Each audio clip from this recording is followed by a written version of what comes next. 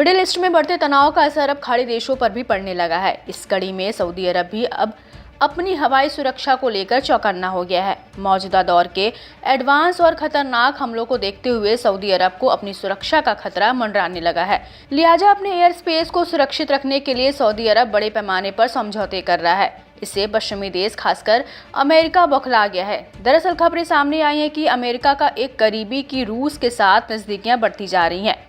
रूस और सऊदी अरब के बीच कड़ी डिफेंस डील हो रही है। डिफेंस एक्सप्रेस की रिपोर्ट के मुताबिक सऊदी अरब रूस से पेंट्रीज एंटी एयरक्राफ्ट मिसाइल और आर्टिलरी सिस्टम खरीद रहा है।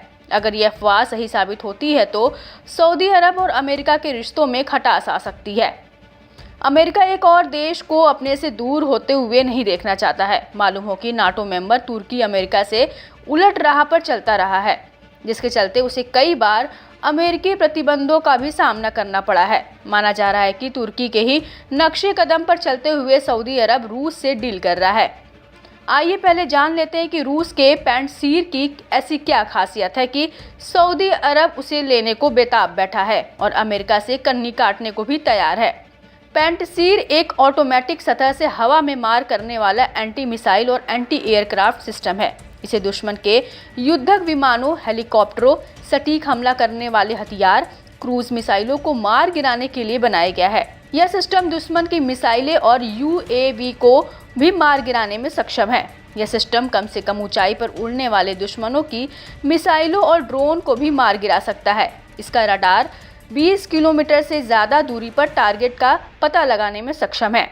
ये दो 30 mm तोपों और 12 मिसाइलों से लैस है, जो 15 किलोमीटर की ऊंचाई पर हवाई लक्ष्यों को मार गिरा सकता है।